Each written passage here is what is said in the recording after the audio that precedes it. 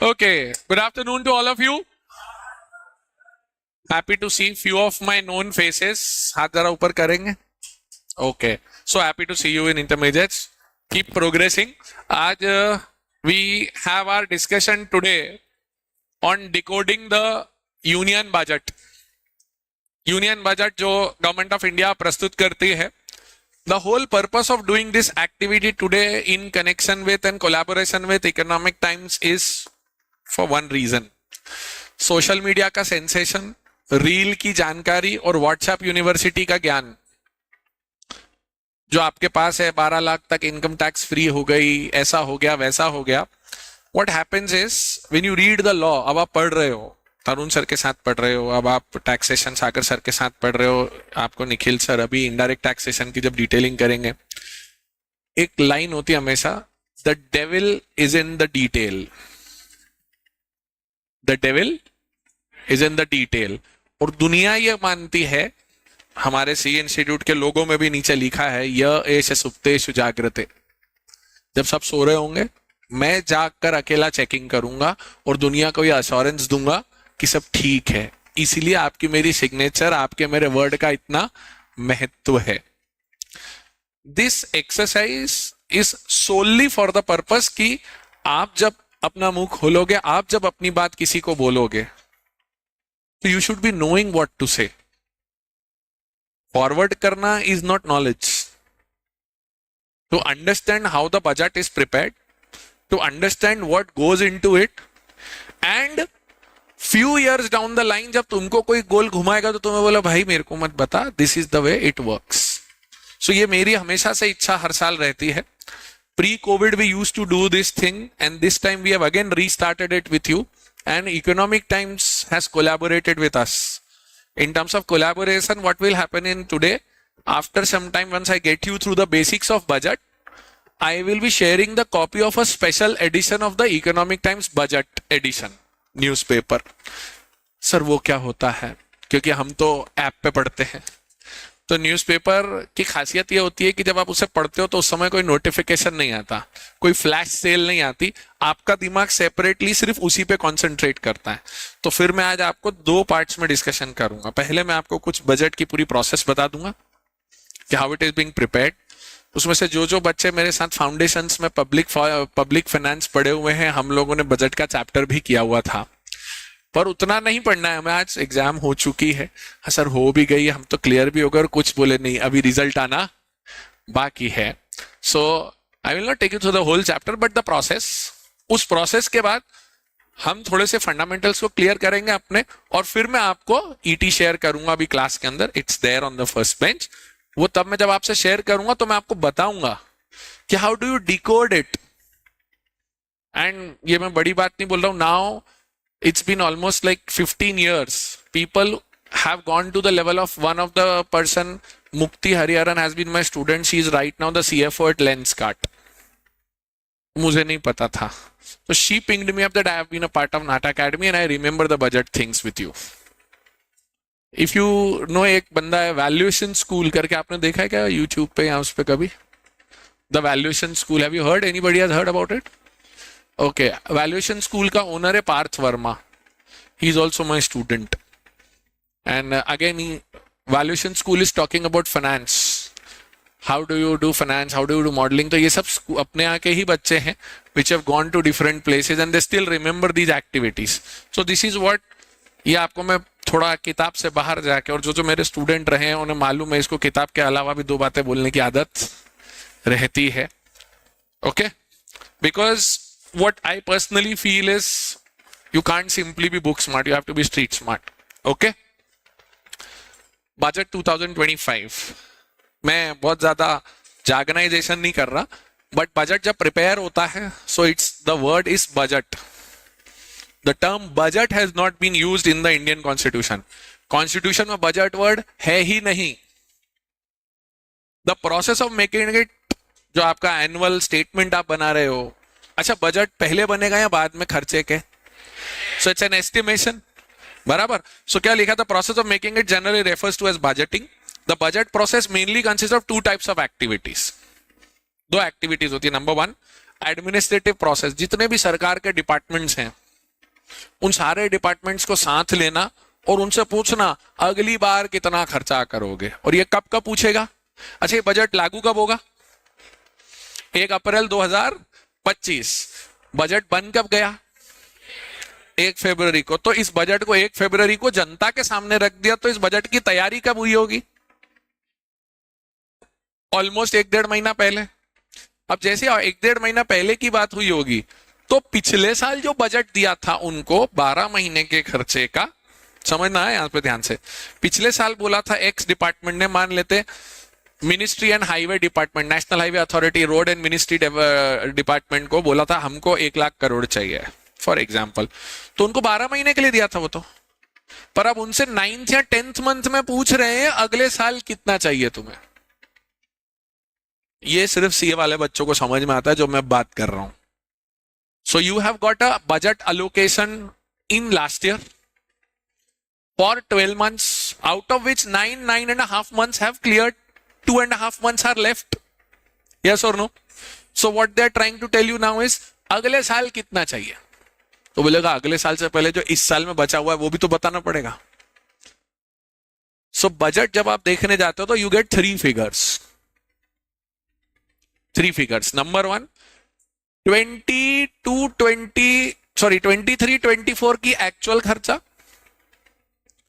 24-25 में हमने कितना बजट एस्टिमेट रखा था, और वो 24-25 का जो एस्टिमेट था वो रिवाइज हो रहा है क्या, एंड 25-26 क्लास हेलो, ये क्या बोला, ये समझ में आया कि नहीं आया? फिर से एक बार। 1 लाख करोड़ मेरे को नितिन गडकरी जी को चाहिए थे, बोले मैं तो सड़कें बनाऊंगा खूब सारी, मैं बनाओ। तो कब दिया? 1 अप्रैल 2024 को दिया। वो कब तक के लिए दिया था? 31 मार्च 25 के लिए। उनसे पूछ लिया 1 जनवरी या 31 दिसंबर के आसपास 25-26 के लिए कितना चाहिए। अभी समझा? तो उन्होंने बोला मेरे को 1 लाख करोड़ दिया था, लग रहा है 1,10,000 करोड़ लगेगा, या लग रहा है 90,000 करोड़ लगेगा। तो मतलब 23-24 का तो एक्चुअल फिगर अवेलेबल होगा, 24-25 का एक एस्टिमेट 1 फरवरी 2024 को मिला था, और वो एस्टिमेट अगर सब खर्चे सेम चल रहे तो मैच रहेगा, नहीं तो 24-25 का रिवाइज एस्टिमेट आएगा और उसके सामने नया बजटेड अमाउंट आएगा 25-26 का। सो 3 फिगर आएंगे। अब समझ में आ गया? Hello, very good. सरकार को रिसिट्स कहां कहां से होती हैं और सरकार खर्चे कहां कहां करती है, ये भी बात आती है। ये पूरी जो एबीसीडी होती है, तो पॉइंट नंबर 1 क्या करा? The administrative process where in the budget along with the accompanying documents are prepared in consultation with stakeholder. Stakeholder word समझते हो ना? शेयर होल्डर और स्टेक होल्डर सेम है, या शेयर होल्डर वर्ड छोटा है? बड़ा वर्ड कौन सा है? Very good. तो उसमें सिटीजन्स भी है। For your kind information, as the citizen of the country you can contribute your opinion in the budget making process. हर साल विंडो ओपन होती है और विंडो ओपन होने के बाद आपके व्यूज लिए जाते हैं। अच्छा, जैसे हम स्टार रेटिंग देते हैं बाकी चीजों पे, वैसे बिल्कुल। और आपके वैल्यूएबल इशू, अगर आपके वैल्यूएबल इनसाइट्स हैं तो वो इनकॉर्पोरेट भी होते हैं। जेन्युइन डेमोक्रेसी, समस्या एक ही है इस डेमोक्रेसी में, इंफॉर्मेशन फेलियर। पता ही नहीं है हमको कि ऐसा होता है। तो सबसे पहले जानकारी जुटाई जाएगी, तो उस जानकारी में ये होगा पुराना वाला बजट, नया वाला अमाउंट, रिवाइज्ड अमाउंट और अगला amount. Step 2, the legislative process where in the budget is passed by parliament after discussion. Parliament में जब काम होता है, तो आपने कल मैडम को बजट स्पीच पढ़ते हुए देखा, तो सिर्फ बजट स्पीच पढ़ना काम है या पूरी एक व्यवस्था है उसके पीछे? व्यवस्था है, करेक्ट। तो मैं उसकी बहुत डिटेलिंग नहीं कर रहा, बट वो मैडम के हाथ में जब स्पीच आती है, वो स्पीच और सारे प्रोविजंस 6-7 दिन पहले से डिसाइड हो चुके होते हैं। तो 6-7 दिन तक सीक्रेट रखना पड़ता है, और वो सीक्रेट रखने का लॉजिक होता है कि उसके अंदर यूपीएसआई होता है। UPSI, anybody has got the idea what UPSI is? It is nowhere related to UPSC. आपका दिमाग जाने वाला था इसलिए मैंने वहीं रोक लिया है।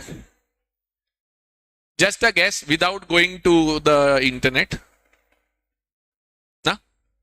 चलो मैं आपको अभी बता देता हूं। अगर मैं किसी एक पर्टिकुलर इंडस्ट्री का टैक्स रेट कम करने वाला हूं, जीएसटी, तो जीएसटी टैक्स रेट कम होने से उस इंडस्ट्री को प्रॉफिट होगा या लॉस होगा? प्रॉफिट होगा। तो अगर ऐसे में ये खबर मुझे पहले पता चल जाए, आपका नाम क्या दोस्त? प्रियांशु। प्रियांशु मेरे से बोलता है, दीपक आप एक बात बताओ, आप मिनिस्ट्री में हो? मैंने बोला हाँ। मैंने, प्रियांशु तेरे को अंदर की खबर दे रहा हूं, फला कंपनी के शेयर खरीद ले, क्योंकि मुझे पता है अंदर ये टैक्स रेट चेंज करने की बात चल रही है। और फिर मैं प्रियांशु को बोलूंगा मेरी तरफ से भी खरीद लेना। तो ये जो मैं और प्रियांशु कर रहे हैं, ये क्या है? हाँ हाँ हाँ हाँ, very good. This is called insider trading, which is correct और which is incorrect? Sir it is incorrect.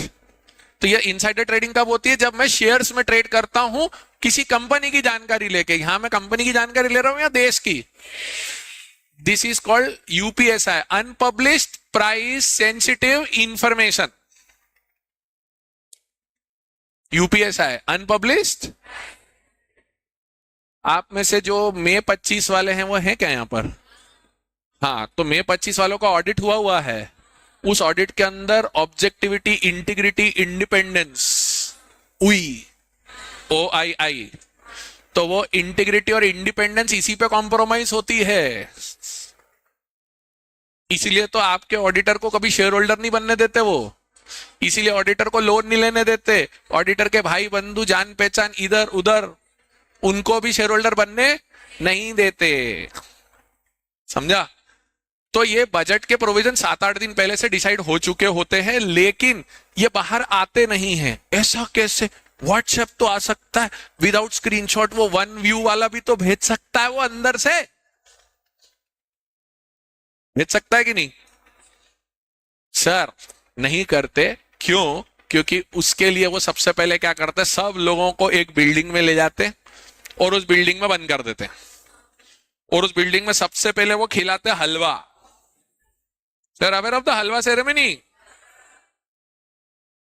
वो फाउंडेशन में बताया था, वो तो याद है। जिन लोगों ने नहीं पढ़ा उनको भी तो पता चले। बताया तो बहुत अच्छी बात है बेटा। This is how the halwa ceremony is done. ये हलवा सेरेमनी होती है और यहां से बजट की प्रिंटिंग चालू होती है। तो बजट की जब प्रिंटिंग चालू होती है, आप फोटो खींच रहे हो क्या मेरा? तो मैं पोज में आऊं जरा।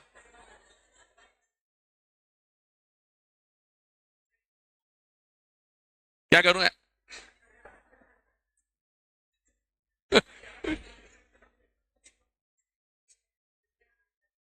वो बोल रहा हार्ट बनाओ।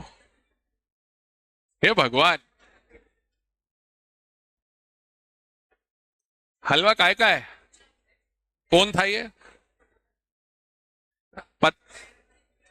दीपक सर हो और खाने पीने की बात ना आए क्लास में, ट्रेडमार्क हो गया। अब मैं तो क्या, फाइनेंस मिनिस्टर कर रहा है, मैं कुछ नहीं कर रहा। तो halwa ceremony something which is done, Google से समथिंग लाइक दिस।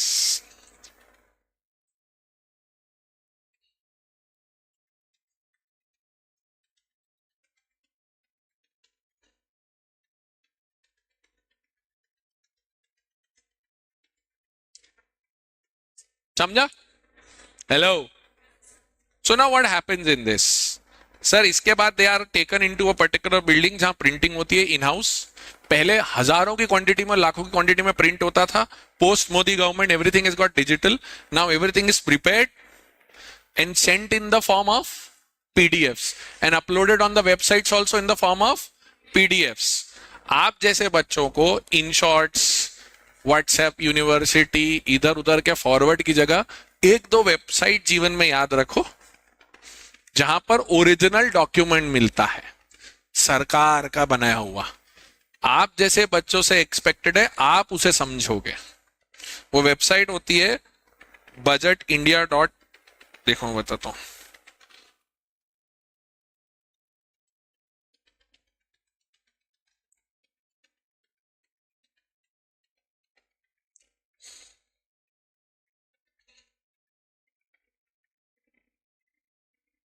ये indianbudget.gov.in। So this is the original Gangotri. जितने फॉरवर्ड आए ना तुम्हारे पास कल से, कुछ आए हैं क्या? जो भी आए हैं वो सब यहां से आते हैं. So this is something where you should be looking at. ये ओरिजिनल सोर्स डॉक्यूमेंट हुआ. जैसे बोलते हैं ना बेयर एक्ट, वो बेयर एक्ट इसको कहलाता है. बराबर. इसके अंदर से ही आप चीजें डाउनलोड करोगे. मैं इसमें से कुछ चीजें डाउनलोड करके लाया हूं आपको दिखाने के लिए. बट आगे चल के कभी भी आपसे कोई कुछ पूछे तो आपको क्या बोलने का है? तो रुक जा रहा. So you should be coming to this website. जैसे for example budget at glance, इसके अंदर ये सारी चीजें हैं. ठीक है. इसके बाद नीचे एक्सपेंडिचर प्रोफाइल. ये थोड़ा थोड़ा जो जो बच्चों को फाउंडेशन का अगर public finance budget making process याद होगा ना, तो उसमें क्लिक होना चालू होगा. Expenditure budget, ministry wise, demand for grants for central government, इसके बाद रिसीट का बजट. मतलब सारी जानकारी अवेलेबल है सरकार की तरफ से. आपको पता होना चाहिए कहां पर है. करेक्ट. तो ये बजट की वो वेबसाइट है. इसमें से मैंने आपके लिए यूज कर रहा हूं बजट एट ग्लांस के अंदर बजट हाइलाइट्स. ये बजट हाइलाइट्स देखिए इधर दिया हुआ है ऊपर सबसे पहले. ये की फीचर्स हैं बजट के. और की फीचर्स में मतलब बिल्कुल सिंपल. जैसे आपको आजकल चाहिए ना सर एबीसी एनालिसिस करके लास्ट मिनट रिवीजन नोट्स दे दिए. गवर्नमेंट को भी आ गया आजकल ये सब करना. या आम जनता के लिए क्या करना है तो उसके लिए उन्होंने बाकायदा 15-16 पेज में आपको बिल्कुल जैन जी वाली स्टाइल में उन्होंने किया है. ये डायरेक्ट इनडायरेक्ट टैक्स प्रपोजल पीछे अभी आपके सर और I am proud to say that मेरे स्टूडेंट सागर सर रिवाइज कर रहे हैं डायरेक्ट टैक्स प्रोविजन कल के. क्योंकि कल सागर सर की एनिवर्सरी थी तो पढ़ाई नहीं कर पाए. सर एनिवर्सरी की बधाई हो.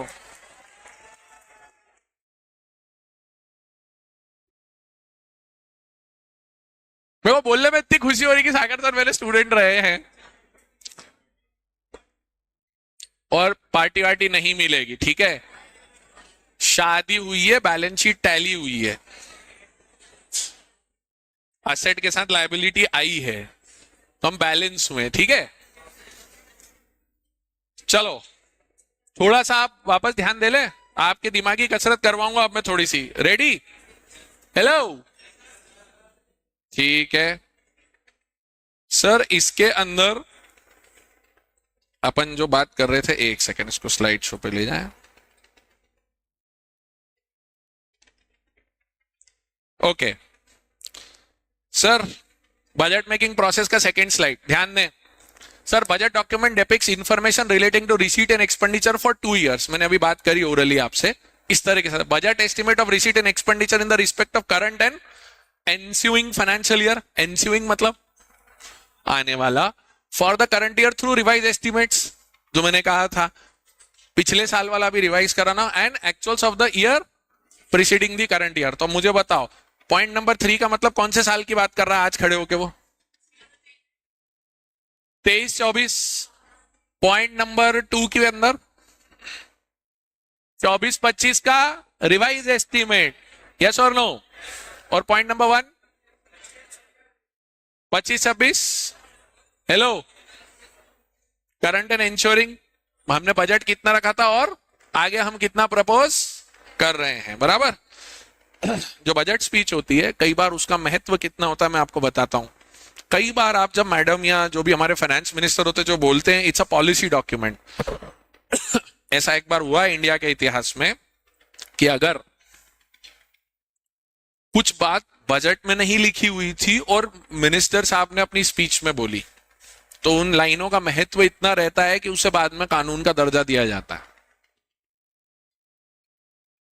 मतलब आप समझ रहे हैं कि जो स्पीच होगी वो भी कितनी सोच समझ के तैयार की जाती होगी कि ताकि कोई ऐसा वेरिएशन ना हो. Correct. So it's a mainly policy document which draws attention to the proposed policies and programs of the government. The budget speech. इसके 2 पार्ट्स होते हैं, पार्ट ए और part B. Part A economics और macro economic के बारे में बात करता है. कौन से सेक्टर में क्या चल रहा है, ओवरऑल जीडीपी की पोजीशन क्या है. क्या मुझे जीडीपी का मतलब समझाना है क्या? Gross product. मेरी और बच्चों की भाषा में ग्रॉस देश का प्रोडक्शन, एक साल में सुई से लेके सॉफ्टवेयर तक, फार्म से लेके फोर्क तक, सब जनों ने मिलके एक साल में जितने टोटल गुड्स या फाइनल गुड्स का प्रोडक्शन किया है, कहां पर, इंडिया में, फॉरेन में या डोमेस्टिक टेरिटरी में, दैट इज कॉल्ड। तो इसको मैं ऐसे भी बोलता हूं, आपका ट्रेडिंग अकाउंट का सबसे बड़ा फिगर जो क्रेडिट साइड का पहला फिगर होता है वो काय का होता है? हाँ, तो जीडीपी किसकी सेल है? देश की। सबसे बड़ा फिगर जीडीपी। तो आपको हर बार डेटा ऐसे ही मिलता है, जीडीपी इतना बढ़ गया, जीडीपी इतना कम हो गया। अब उस जीडीपी के अंदर दो बातें आपको याद रहनी चाहिए, GDP at current price, GDP at constant price. उसी को नॉमिनल और रियल जीडीपी भी बोलते हैं। ऐसा सुना सुना लग रहा है या सूना सूना लग रहा है? हाँ, सूना सूना सर, सुना सुना था तो पता है सर। तो आप एक बात बताओ मुझे, जीडीपी का ग्रोथ एक्चुअल में भारत की प्रोग्रेस देखनी है तो किस एंगल से देखना चाहिए? मतलब रियल जीडीपी या नॉमिनल जीडीपी? नॉमिनल जीडीपी के साथ प्रॉब्लम क्या है सर? उसके अंदर प्राइस का जो फ्लक्चुएशन है, तो इन्फ्लेशन भी जुड़ा हुआ रहता है। तो अगर मैं कहूं मेरा जीडीपी पिछले साल 1 लाख करोड़ था, इस साल 1,20,000 करोड़ है, अच्छे दिन आ गए, 20% जीडीपी की ग्रोथ हो गई मित्रों। सर पहले अब आपका अगला सवाल आना चाहिए, इन्फ्लेशन रेट क्या है जरा बताना तो अगर मैं कहता हूं इन्फ्लेशन रेट 12% है, तो आप बोलोगे सर एक्चुअल ग्रोथ 8% है, यस और नो? Fair enough. तो पार्ट ए में मैक्रो इकोनॉमिक सिचुएशन होती है, पार्ट बी में progress of the government made on various development measures. तो गवर्नमेंट ने क्या किया है वो रिपोर्ट कार्ड आपको पार्ट बी में मिलता है। The direction of future policies and the governments tax proposal. Tax proposal कौन से? दो, डायरेक्ट टैक्स और indirect tax. Upcoming financial year including variation in the current taxation system. अब मैं आपको ये पूछूं, रुपया आता किधर है और रुपया जाता किधर है, उस पर बात करते हैं। यहां पर आपको और मेरे को थोड़ा सा कैपिटल और रेवेन्यू का फंडामेंटल चेक करना है। Sir capital revenue expenditure, capital expenditure कौन सा? जो कभी कभी हो वो कैपिटल और जो बार बार हो वो रेवेन्यू, है ना? नाटा सर को दुख हो जाएगा सुनेंगे, मनोज सर को दुख हो जाएगा सुनेंगे। तो क्या होता है कैपिटल फिर? अब स्टूडेंट्स भी लाइक आपस में, हमने तो यही वाला सोचा हुआ था। Any outflow which has an economic impact going beyond more than one accounting period will be called in the nature of capital, and any outflow having the economic impact confined to one financial year will be revenue. मैं contract manufacturing करता हूं और किसी ने मुझे बहुत बड़ा project दिया और मैंने साल में एक ही बिल बनाया 3 करोड़ का, तो क्या ये कैपिटल नेचर हो गया? तो ट्रांजैक्शन की फ्रीक्वेंसी ये डिसाइड नहीं करती है कि रेवेन्यू है कि कैपिटल है। तो ये हम लोग स्कूल में जनरली रट लेते हैं ऐसा, तो ध्यान रखना इस चीज को। ये मैं क्लास में भी जब पढ़ाता हूं तो बच्चों को याद दिलाता हूं, ऐसा मत करना। अब देश के अंदर कमाई कहां से आएगी और देश खर्चा कहां करेगा? अच्छा, गवर्नमेंट खुद पैसे बनाती है क्या? कुछ इनोसेंट सुन, हाँ हाँ आरबीआई घर की, जितने चाहे छाप लो। ये इनोसेंट प्रॉब्लम तो दिमाग से खत्म हो गई होगी ना अब तक तो आते आते। हाँ सर, गरीबी मिटाने का सबसे बचपन वाला तरीका ही था, क्या प्रॉब्लम है सबको दे दो, नोट छाप छाप के। पर ये हम जानते हैं ऐसा सही नहीं है। पैसा आता किधर से गवर्नमेंट को? मैं आपको अभी ओवरव्यू दे रहा हूं, और गवर्नमेंट खर्चा कहां करती है। उससे पहले थोड़े से कैपिटल रेवेन्यू के मेरे को वो आंसर दे दो, ठीक है? डैम बनाया, सरकारी स्कूल तैयार करे, आईआईटी आईआईएम तैयार करे। इस बार एक स्टार्टअप फंड में फंड ऑफ फंड भारत सरकार की तरफ से 10,000 करोड़, हाँ, लाडली बहिना को पैसे दिए, लड़की बहन को पैसे दिए, फ्री बिजली, रेवेन्यू, करेक्ट? ये समझता है? अच्छा, पेंशन नेचर रेवेन्यू है बट ट्रांसफर पेमेंट कहलाता है वो। पेंशन, स्कॉलरशिप, अनएम्प्लॉयमेंट अलाउंस, याद आ रहा है? तो ये सब ट्रांसफर पेमेंट्स हैं। अब चक्कर क्या है, आप और मैं जब खर्चे को देखने जाते हैं, अब जैसे defence, defence is what, capital और revenue? Salary to defence personnel, capital revenue? हाँ, it has to be revenue. जैसे आज जाके मैं गन लेकर खबरदार मेरे देश में अंदर एंटर हुए तो अब ऐसा एक बार खबरदार बोलने से 365 दिन दुश्मन नहीं आ गया, रोज खड़े रहना पड़ेगा, रेवेन्यू बराबर। पर अगर गवर्नमेंट ड्रोन मैन्युफैक्चरिंग कर रही है सेना के लिए और उसमें एक नया हाई एंड प्लांट लगा रही है जिसमें ड्रोन्स हैं, कैपिटल, करेक्ट? ओके। हमारा पैसा आता किधर से है? बजट 3 प्रकार के होते हैं बच्चों। सागर sir, you are supposed to give me a heads up so that I will take 5 minutes post your heads up to close it. Okay? तो पैसा आता किधर है और जाता किधर है? गवर्नमेंट जब बजट बनाती है, लिसन लिसन, तो बजट कितने प्रकार के बनते हैं सर? 3 प्रकार के, surplus budget, deficit budget, balance budget. Sir surplus budget इस देश के इतिहास में आज तक बना ही नहीं है। शुरुआत में जब आजाद भारत शुरू हुआ था ना, तो पहला बजट जब बना था, जब हमने ब्रिटिश से टेक ओवर किया था, तब 337 करोड़ की रिसीट थी और 345 करोड़ की रिसीट्स थी और 337 का खर्चा था। लेकिन वो बजट को हम प्रॉपर मानते ही नहीं है, क्योंकि आजाद भारत ने एक्चुअल वर्किंग बाद में चालू करी।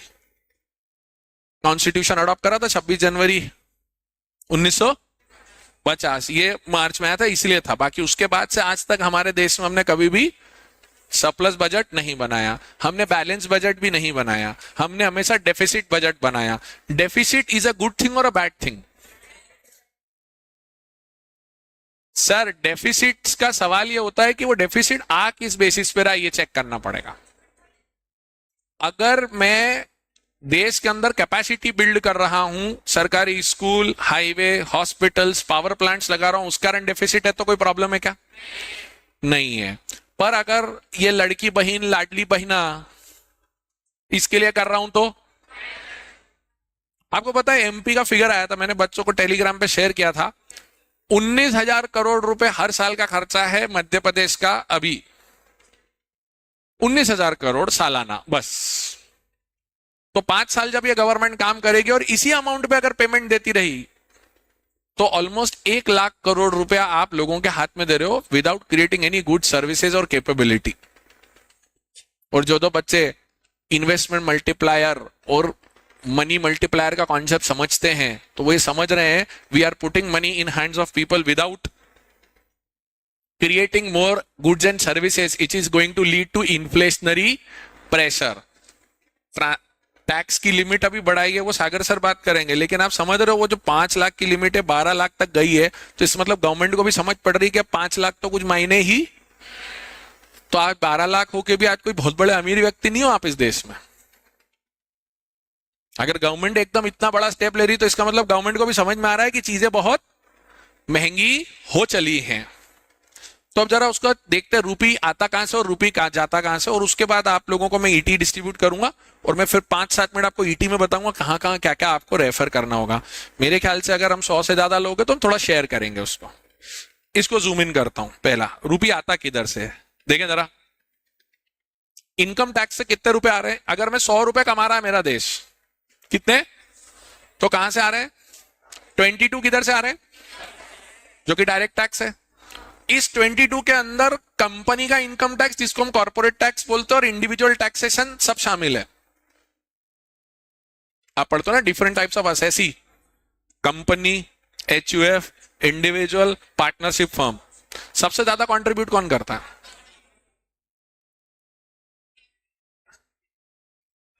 दोनों ऑलमोस्ट बैलेंस्ड है। इसके बाद यूनियन एक्साइज ड्यूटी। ये एक्साइज ड्यूटी का पोर्शन इतना छोटा कैसे हो गया? क्योंकि 2017 के बाद से एक्साइज की जगह कौन है? करेक्ट। तो आजकल एक्साइज ड्यूटी किन पर है? Petrol, diesel, tobacco, alcohol and narcotics, yes और नो? और जीएसटी कितना है? 18। तो इसका मतलब अगर आप देखोगे एक्साइज ड्यूटी मतलब इनडायरेक्ट टैक्स कितना कंट्रीब्यूट कर रहे हैं? 23। इनकम टैक्स मतलब 100 रुपए में से 45 रुपीज तो टैक्सेस से आ रहे हैं तुमको, हाँ या ना? कॉर्पोरेशन टैक्स 17% अलग से दिया है, 62 हो रहा है। कस्टम ड्यूटी कितनी? 4। 1 रुपया किसका? Non debt capital receipt. ये वर्ड समझते हो? नॉन डेट कैपिटल रिसीट मतलब डिसइन्वेस्टमेंट कराओ, या आपको किसी ने लोन नहीं, लोन तो फिर डेट हो जाएगा ना, लोन नहीं आएगा, इसमें ध्यान रखना। तो वो कितना है? 1। Non tax receipts 9%। अभी क्लास नहीं चल रहा है, वो मस्त बड़ा हाथ खड़ा कर, रुक जा, मेरे को पहले कंप्लीट करने थे फिर क्वेश्चन रखना। 24 रुपीज कहां से आ रहा है? अब जब डेफिसिट तुमने किया था बजट में, तो डेफिसिट में 100 रुपया तुमने पब्लिक पे खर्च करा और पब्लिक से लिया तुमने 80 रुपया, तो 20 रुपया कहां से पूरा करोगे? सर ऑप्शन 1 और नोट छाप ले, जो हार्मफुल है या हार्मलेस है? हार्मफुल है, वर्सेस बोरोइंग करना। तो बोरोइंग में समस्या क्या है? इंटरेस्ट पे करना पड़ेगा, पक्का? तो इसका मतलब तुमको 24 रुपए, अगर तुम्हारा देश 100 रुपए खर्च कर रहा तो 24 रुपए तुम उधार ले रहे हो दुनिया से। ये समझा क्या? 24 दुनिया से उधार लिया, 22, 5, 27 प्लस 18, 45 प्लस 17, 62 रुपया टैक्सेशन से आया, और बाकी 14 रुपए नॉन कैपिटल रिसीट से, हाँ या ना? अब खर्चा किधर किया है? अभी एक्सपेंडिचर पे बात करते हैं। मैं सबसे पहले आपको एक चीज दिखाना चाहता हूं। बोरोइंग एंड अदर लायबिलिटी कितना था? 24 रुपया। अब आपका खर्चे का सबसे बड़ा पोर्शन कहां जा रहा है? मतलब अगर आप फाइनेंशियल मैनेजमेंट समझते हो, अब लेवरेजेस वगैरह पढ़ लिया क्या? हाँ, लेवरेजेस वाले हाथ खड़ा करो, पढ़ा है सर अभी। तो लेवरेज वर्ड का मतलब क्या हुआ? एडवांटेज, फाइनेंशियल लीवरेज मतलब लोन लेना। अब यहां आपको देश में क्या दिख रहा है कि देश चलाने के लिए 24 रुपया लोन में ले रहे हैं और 20 रुपया लोन पे खर्चा कर रहे हैं। तो is this a good thing और a problematic thing? Sir problematic thing तब जब ये लोन का पेमेंट या इंटरेस्ट का खर्चा नॉन प्रोडक्टिव चीजों पे हो रहा हो। मैं अगर मेट्रो क्रिएट कर रहा हूं, मैं बीआरटीएस क्रिएट कर रहा हूं, मैं डैम्स बना रहा हूं, तो मेरे को प्रॉब्लम नहीं है, ये ध्यान रखना। फिर और किधर जा रहा है? अब आपके सामने कुछ नए नाम आएंगे, देखो वो पेंशन देखो 4%। आप टोटल गवर्नमेंट एम्प्लॉयज की संख्या कितनी है देश में पता है आपको? गैस मारो। 3,70,000 अभी है डेटा में, मैं दिखाऊंगा आपको।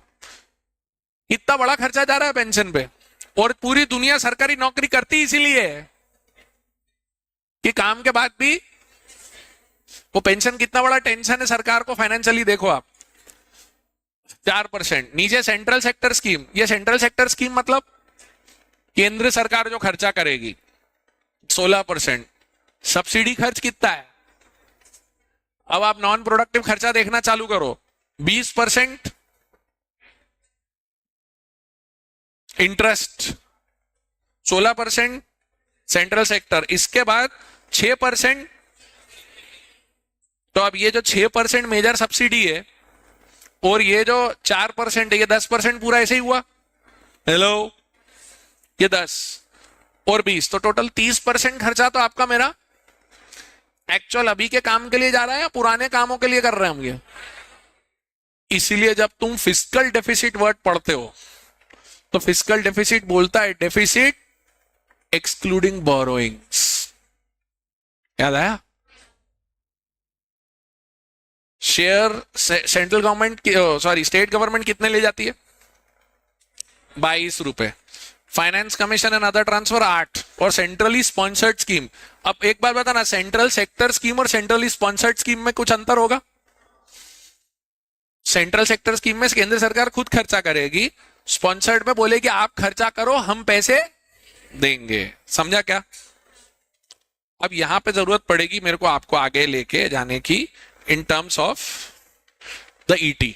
तो ईटी में एक रिक्वेस्ट करता हूं, शिवम जी, संस्कार, प्लीज आप सब लोग पहले दो दो लोगों में एक रखो, और बचते हैं तो हम लोग आपको और दे देंगे, ताकि फिर आप सब लोग अपनी कैरी कर सकते हो कॉपी।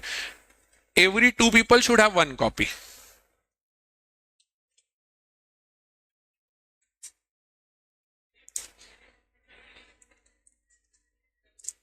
अंजलि बेटा,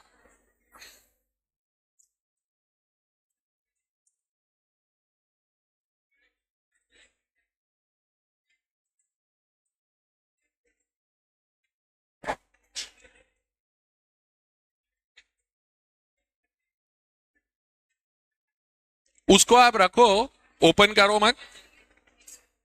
ऑनलाइन मैं क्या अवेलेबल करवाऊं, ऑनलाइन तुमको खुद को मिल जाएगी बेटा। ये तब तक जब तक लिसन, वो न्यूज़पेपर डिस्ट्रीब्यूट हो जाएगा सबको, चिंता मत करो। इधर मेरी बात सुने सब जने, मैं स्क्रीन पे क्या दिखा रहा हूं तब तक आप देखो। सर हमारी रिसीट्स, ये गवर्नमेंट ऑफ, वो मैंने उधर से उतारा है, इंडिया बजट वेबसाइट से इसको। सदा बेटा पीटीएफ आप खुद ईटी की वेबसाइट पे जाके ले सकते हो। इधर मैं चाहता हूं आप एक दो ग्राफ मेरे साथ स्टडी करें। सर ये रिसीट्स में, can I have your attention please.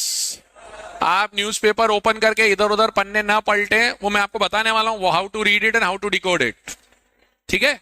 तब तक इधर ध्यान रहे। हाँ इधर हो गए हैं, उधर देखो कि इधर नहीं पहुंचे, देख लो। ए भाई, यस सर, सॉरी, कंपनी पे लगने वाला इनकम टैक्स, वो मैंने आपको जो बोला वो इंडिविजुअल्स का है, वो मैं वही बोला, दोनों बराबर आ रहा है। ये देखो, ओ भाई ये ऐसे आप तो डिस्ट्रीब्यूट करो, इन बच्चों को चुप करा रहा हूं मैं। ये भाई भंडारे की पूड़ी नहीं है, रिलैक्स, मिल जाएगी।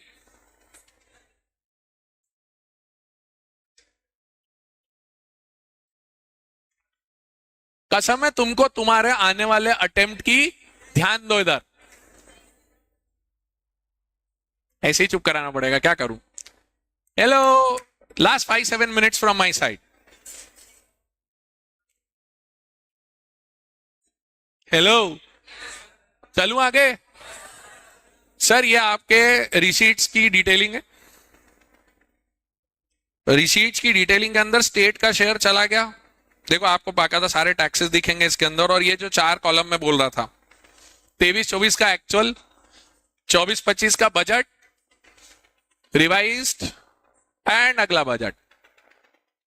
मतलब वो क्या एक्सपेक्ट कर रहे हैं, टैक्स से हमको 4,72,70,233 करोड़ रुपीस रिसीव होंगे।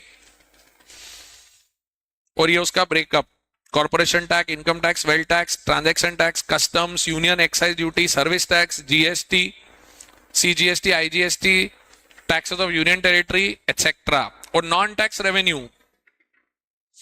इंटरेस्ट रिसीट्स, यहां तो इतना ब्याज पे कर रहे, ब्याज मिल भी रहा है। हाँ कैसे, बड़े देशों ने हमें लोन दिया, हमने छोटे देशों को दे रखा है।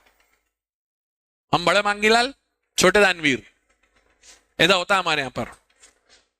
तो रिसीट्स दिखी, इंटरेस्ट, डिविडेंड एंड प्रॉफिट। क्यों, ये शेयर होल्डर होती क्या गवर्नमेंट, कौन सी कंपनी में, PSUs, correct. Government share holder है, और गवर्नमेंट एक सबसे मेजॉरिटी 100% शेयर होल्डर आरबीआई की भी है। तो आरबीआई अपना प्रॉफिट कमाता तो गवर्नमेंट को डिविडेंड देता है। हेलो, तो ये आपके रेवेन्यूज आ गए। फिर नीचे कैपिटल रिसीट्स आ गई, नॉन डेट, उसके एक्सप्लेनेशन दिए हुए उन्होंने,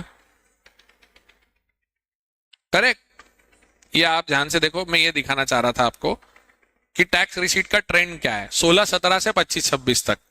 मतलब अब ये पूरे 10 साल मोदी गवर्नमेंट के ही हैं, अब वो 70 साल नहीं कर सकते।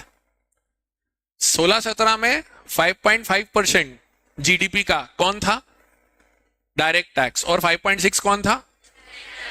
इसका मतलब समझ में आ रहा है ग्राफ का, कि मेरे टोटल जीडीपी के इतना परसेंट मेरा टैक्स था, उसमें कितना डायरेक्ट और कितना। आप ध्यान से देखो किसका पोर्शन बढ़ रहा है, डायरेक्ट का और इनडायरेक्ट का, is this a good thing और a bad thing? Why bad thing? जो ज्यादा कमा रहा है उससे ज्यादा ले रहे हैं। इनडायरेक्ट टैक्स रिग्रेसिव नेचर में होता है, छोटा बड़ा अमीर गरीब सबके ऊपर एक जैसा लगता है। तो ये ज्यादा अच्छी बात है या बुरी बात है? अच्छी बात है। ये रिसीट्स, सरकार की कमाई कम हुई है या बढ़ी है सर? थोड़ी बहुत या अच्छी खासी? काम भी कर रहे हैं। और ब्लू पोर्शन किसका है? सेंटर। और orange portion non tax revenue और non debt capital receipt. Definitely non debt capital receipt मतलब दान पुण्य, कोई हमको दान क्यों करेगा ज्यादा, और करता भी है तो हम जनरली लेना पसंद नहीं करते हैं। करेक्ट। तो ये एक आपको रिसीट्स का दिखाना था मुझे। एक आप ये देखो एक्सपेंडिचर्स का। ये एक्सपेंडिचर में सेंट्रल सेक्टर, जैसे आपको मैंने अभी वो रूपी कम्स फ्रॉम रूपी गोज कहा जाता है उसकी डिटेलिंग है, आप इसको देखो।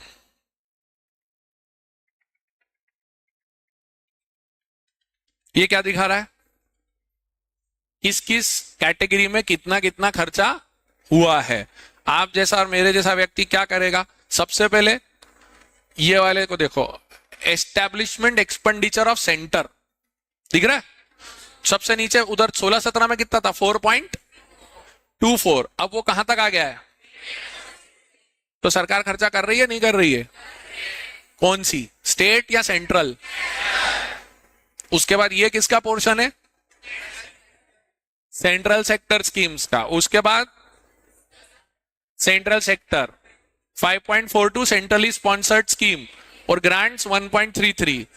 आपको ये याद होना चाहिए कि जब जीएसटी आया था तो 5 साल तक का सपोर्ट दिया गया था कि अगर आपका जीएसटी कम हो जाता है वैट से तो 5 साल तक जो डिफरेंस होगा वो केंद्र सरकार पे करेगी।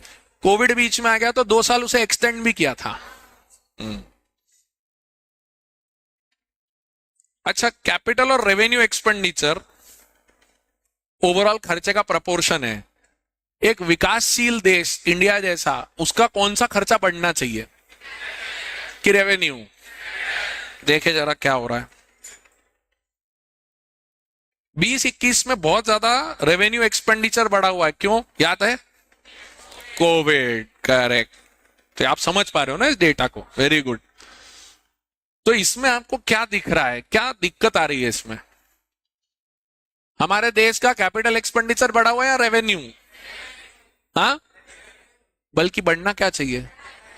और जिस प्रकार के चुनावी वादे ये सरकारें कर रही हैं आजकल, उससे कौन सा खर्चा बढ़ने वाला है? रेवेन्यू बढ़ने वाला है ना।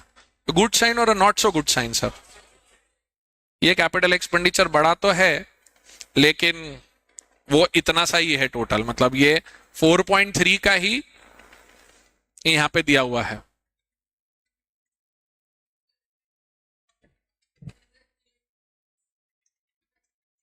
फुल फॉर्म नीचे दिए होंगे मेरे भाई, ये रहा जीआईए कैपेक्स। इतना तो मैं भी मैं गवर्नमेंट ऑफ इंडिया से नहीं हुआ। गवर्नमेंट ऑफ इंडिया अलोकेशन हो सकता है या फिर उसका कुछ और डिकोडिंग हो सकता है, विच आई डोंट नो। मैं गलत बोलना नहीं चाहूंगा। कैपिटल एक्सपेंडिचर हुआ, ये आपका मेन खर्चा। इसमें सबसे बड़ा खर्चा मैं सिर्फ एक दिखाना चाहता हूं, ये देखो इंटरेस्ट का खर्चा कितना बड़ा है, वो फिगर देखो आप यहां पर है 10,63,872 करोड़ इंटरेस्ट का खर्चा है। आया? ईटी पहुंच गया आप लोगों के आसपास? अब पहले आप ईटी को ओपन कर लो। जनरली अच्छा, सब जाने ईटी ओपन करो तो हमको थोड़ा बहुत सोशल मीडिया की हवाबाजी भी करनी है। तो आप सब पेपर ओपन करके रखो। क्या आप रील बनाओगे या वीडियो बनाओगे? हाँ, तो सागर सर मेरे को बस 5 मिनट लगेंगे इसको समझाने में। क्या करें? अरे ठीक है, पेपर खोल, एक तू पकड़ ले, एक वो पकड़ ले। जी, can we be ready for this?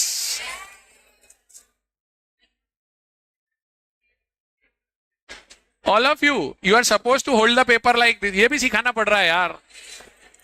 भाई स्टेडियम में नहीं खड़ा है, ऐसे बैनर मत बना उसको, बस ऐसा, और आप वीडियो बनाते हुए फिर ऐसे चले जाना पूरा देख। ए भाई कसम अभी भी जारी है अटेम्प्ट की।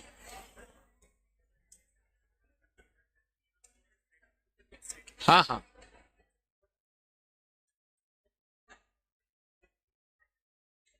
बातें नहीं करें। ए पेपर पढ़ते हुए जब वो वीडियो शूट करे तो बातें ना करें, ठीक है।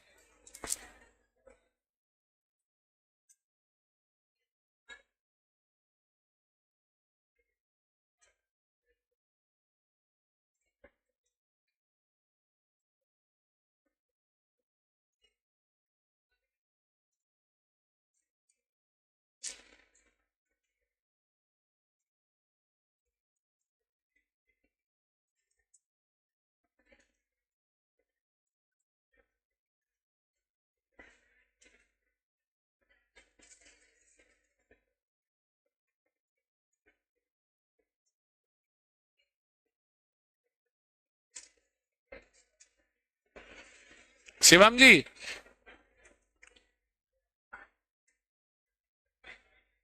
Now thank you for the cooperation. आप सब अपना ये पेपर ऐसा हाथ में ऐसा फोल्ड करके रखो, because Economic Times has said that if possible we will publish it, that you are doing this. तो ठीक है, तो एक फोटो क्लिक कर लीजिए आप। एक सेकंड रुकना, सागर सर फोटोग्राफ के लिए आप भी आगे आ जाओ।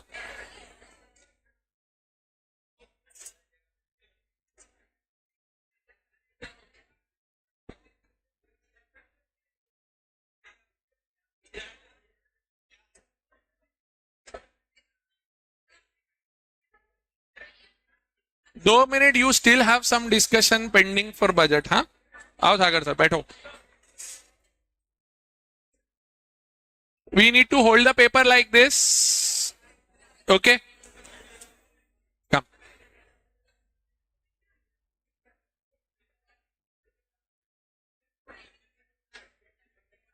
ये मेरे को बाकी बचा के रखने हैं। क्या हो गया? हाँ हाँ हाँ, एक मेरे फोन से ले लेना, वो ब्लैक वाला फोन ले लो, ब्लैक वाला, ब्लैक वाला।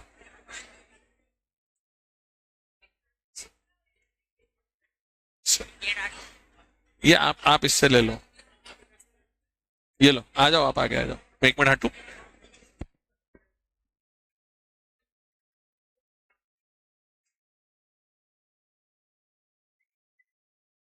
ऐसे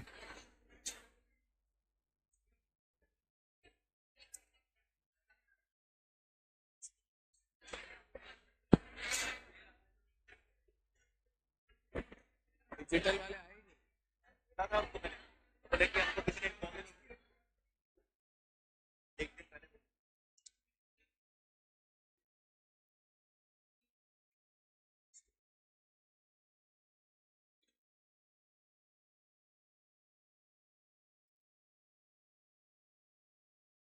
डन,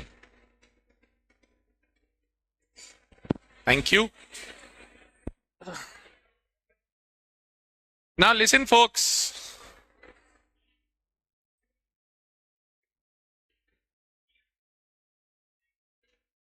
okay listen, हर बार इधर the newspaper comes with a particular theme which is on the jacket page. अब आप जब यहां पहुंचोगे फर्स्ट पेज पर, so on the jacket page you will get what the budget means for, दिख रहा है?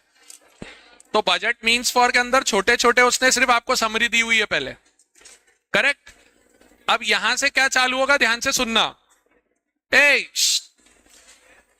When you go to the next page, सबसे top पे जितने भी डेटा मैंने आपको अभी बताए वो सब टॉप पे आपको इधर दिखना चालू होंगे।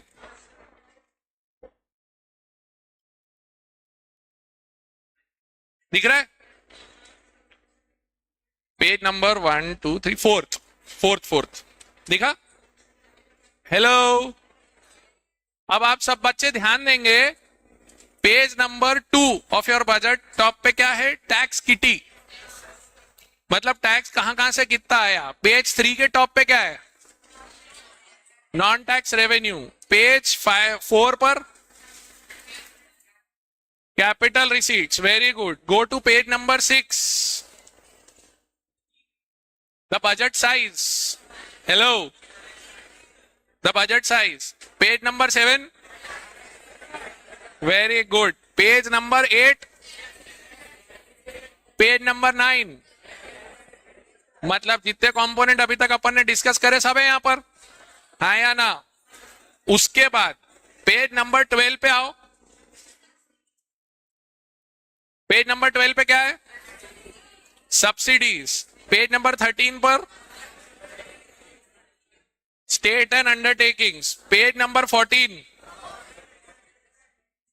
Page number 15। ये लाइन जरूर पूछना और समझने की कोशिश करना। Tax is raise but not realised, इसका क्या मतलब है। आपने डिमांड निकाल रखी है पर आप उसको कवर, तो सिंपल अकाउंटिंग की भाषा में बोलूं, ये रियलाइजेबल एसेट है या फिक्टिशियस लग रहा है। तो प्रूडेंस और कंजर्वेटिज्म क्या कहता है, इसको मानना चाहिए रिसीट या तब तक नहीं जब तक आ ना जाए। समझता है, वेरी गुड। इसमें सबसे पहले ये चीज करी उन्होंने, तो उन्होंने हर पेज पे आपको बजट के हाइलाइट्स दिए। वापस आइए, पेज नंबर 2 पे देखिए, एक इमेज है। नंबर 1 दिख रहा है, 2025 पावरिंग थ्रू। पेज नंबर 2 पे ऑटो रिक्शा का फोटो दिख रहा है क्या। उसमें एक छोटा सा थॉट रहेगा। ऐसे 16 इमेजेस हैं पूरे एक पेपर में। फर्स्ट उसी पेज पे सेकंड नीचे है, सेकंड दिख रहा है नीचे। नंबर 2 इमेज इसी पेज पे, जो सैनिक लोग अपना पैर ऊपर कर रहे हैं। पेज नंबर 3 पे tiger, very good. Page number 4 पे आइए, कंज्यूमर इज किंग नहीं, कंज्यूमर इज। पेज नंबर 5 पे वो उसमें पावर टू पीपल, करेक्ट। फिर गिव एंड टेक वर्ड होता है, उन्होंने गिव एंड टेक किया है, दिख रहा है आपको, very good. Come to the next one, 7th नहीं इसी पे था, हाँ, न्यू एज पर्स। आप जैसी जेन जी जो खर्चा कर रही है। नेक्स्ट पेज पर आर्च ऑफ ट्रायम्फ, 9th पे, 10th पे। उस इमेज को ध्यान से देखो, वो डॉग्स नहीं है, वो रोबोट्स है जो सेना यूज कर रही है आजकल। You need to understand and feel about your country that how advanced we are becoming now. 11th, bull के सामने उड़ जा भाई, नहीं तो बहुत उड़ जाएंगे। Next 12th, 13th। वो 13th में वो बोलना क्या चाह रहा है, इट क्लिक्ड में, आईटी क्लिक्ड, वो साइड में क्यूआर कोड है। 14th, 15th, इस तरह से थीमेटिक चीज चलती है। अगले पेज पे और है, बाय बेबी बाय, खरीदो। 17th, it's a vision thing. 18th, India is flexing. 19th, 20th, किसका फोटो है वो, मुकेश का। 21, वेरी गुड। नेक्स्ट पे जाकर 22, पेज 15 पे, क्लीन एंड ग्रीन, करेक्ट। सो अब आपको क्या करना है, आज और आज के बाद से, listen, that's my concluding remark now. ये पेपर जब मैं सीए पढ़ता था तब इंदौर में पेपर पब्लिश ही नहीं होता था, तो हमें एक दिन और लेट आता था, बाय फ्लाइट वो आता था। But we used to look for this paper, और ये पेपर जनरली मेरी स्टडी टेबल पे 5-6 महीने पढ़ा रहता था, एक ही पेपर, क्योंकि उसमें इतना कुछ है।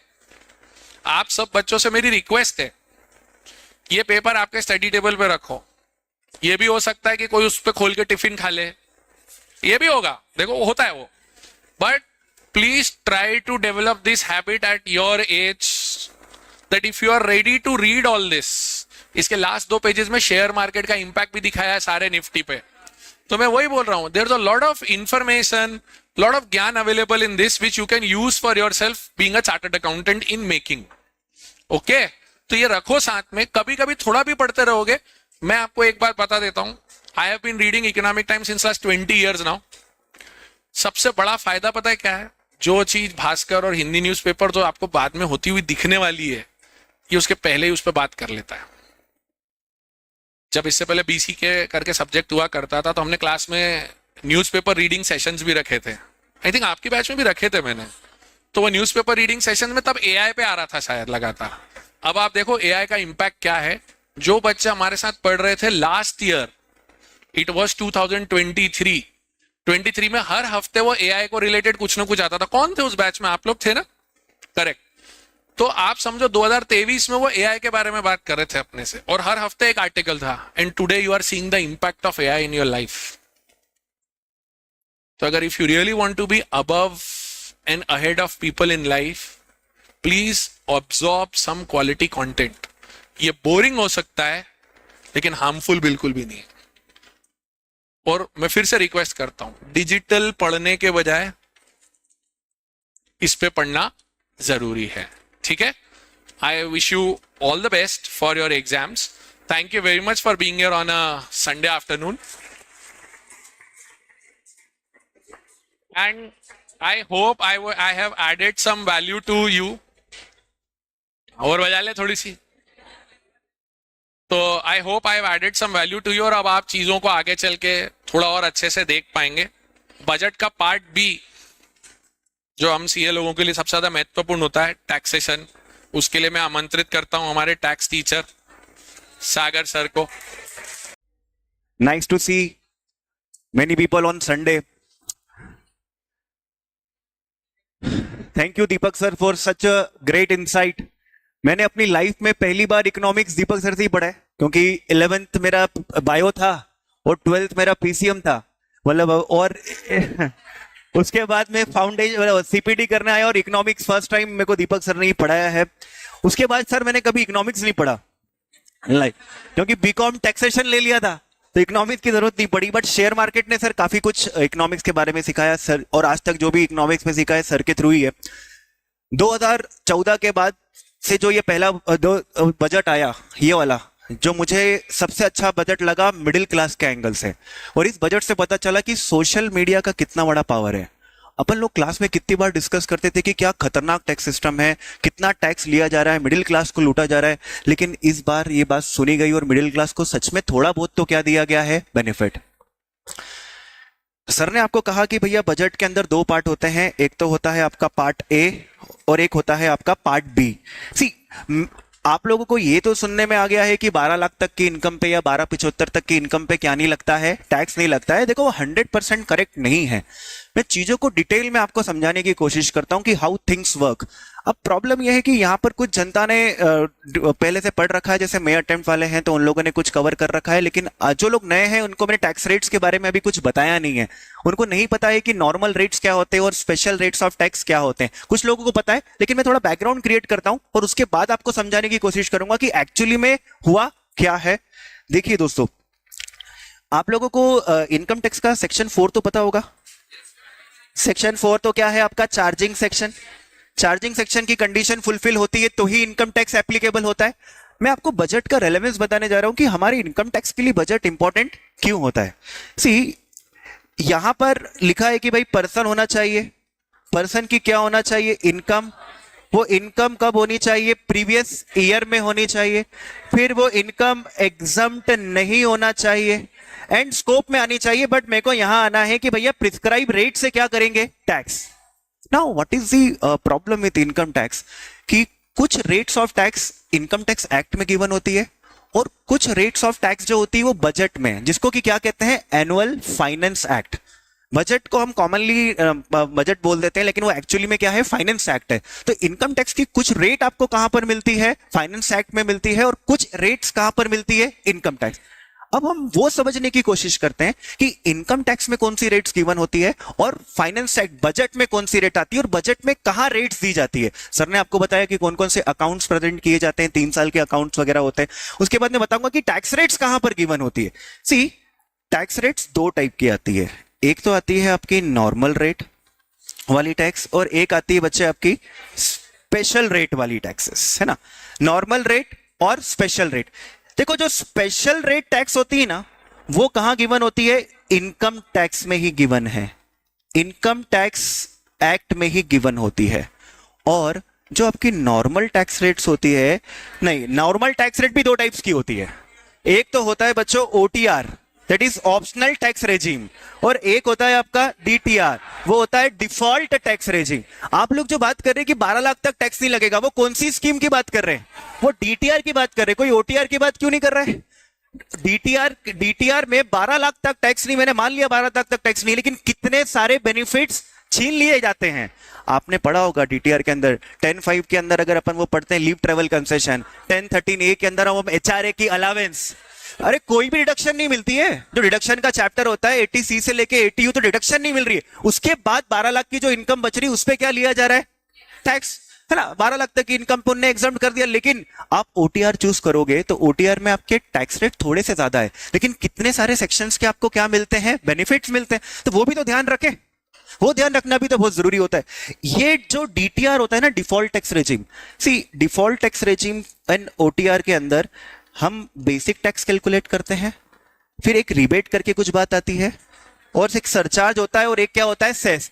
देखो, बेसिक टैक्स में से रिबेट क्या होती है? माइनस। उसके बाद अगर सरचार्ज लगना हो तो सरचार्ज लगेगा, और इसको जोड़कर क्या लगता है? सेस। जो लोग नए बच्चे हैं उनको शायद ये अभी इतना कॉन्सेप्ट पता नहीं है, बट ऐसा होता है बच्चों की बेसिक टैक्स लगता है, उसमें से सरकार कुछ डिस्काउंट दे देती है। सो ऐसा नहीं है कि 12 लाख तक की इनकम पे टैक्स नहीं लगता। 12 लाख तक की इनकम पे भी क्या लगेगा? टैक्स लगेगा, लेकिन सरकार क्या करेगी? डिस्काउंट। लेकिन ये डिस्काउंट हर केस में थोड़ी मिलता है।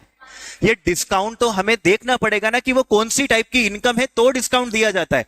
सो OTR के अंदर भी रिबेट मिलती है और DTR में भी रिबेट मिलती है। टैक्स कैलकुलेशन कैसे होता है? बेसिक टैक्स, उसमें से हम क्या माइनस करते हैं? रिबेट, और फिर हम बात करते हैं किसकी? सरचार्ज की, और फिर क्या लगता है? सेस। सरचार्ज का मतलब होता है एक्स्ट्रा टैक्स, और रिबेट का मतलब होता है कि टैक्स में से क्या मिल जाएगा आपको? डिस्काउंट। जो बेसिक टैक्स स्पेशल रेट का होता है उसमें भी बेसिक टैक्स लगता है, लेकिन एक बात याद रखना, बेसिक टैक्स में रिबेट जो है वो नहीं मिलती है। जो रिबेट्स वगैरह है वो कुछ सेक्शंस के अंदर नहीं मिलती। जैसे एक सेक्शन है लॉटरी इनकम, बच्चों लॉटरी की इनकम है। लॉटरी की इनकम, जैसे किसी की 3 लाख की इनकम है, 3 लाख की लॉटरी की इनकम है, उस पर 30% से क्या लगता है? टैक्स लगता है। अब 3 लाख का 30% करो, कितना हो गया? 90,000। भाई 90,000 रुपए, 3 लाख पे आपका टैक्स कितना बन गया? 90,000। और जो रिबेट मिलती है वो रिबेट 60,000 तक की मिलती है। अभी मैं आपको जो बेसिक टैक्स कैलकुलेट करके बताऊंगा, तो उसमें ये होता है कि 12 लाख तक के ऊपर टैक्स कितना बनता है? 60,000। तो रिबेट कितने की मिल जाती है? 60 की। तो आपका टैक्स क्या हो जाता है? 0। लेकिन अगर आपकी 12 लाख तक की इनकम पे टैक्स ज्यादा बनेगा तो डिस्काउंट सिर्फ कितने का मिलेगा? 60 का।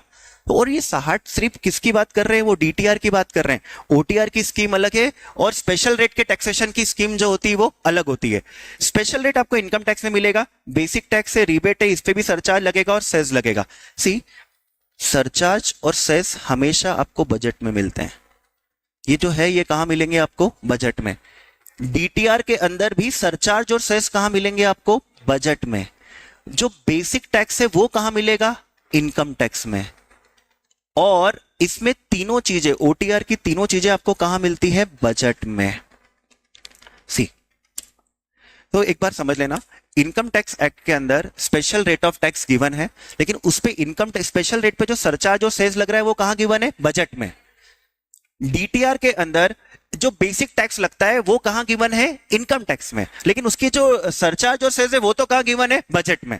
और OTR की सब कुछ चीजें कहां मिलती है? बजट में ही मिलती है। अब देखो, बजट, जैसे सर ने कहा, जब भी बजट आता है तो बजट के 2 पार्ट होते हैं। एक तो आपका क्या रखा जाता है? अकाउंट्स, और एक बात होती है टैक्सेशन की।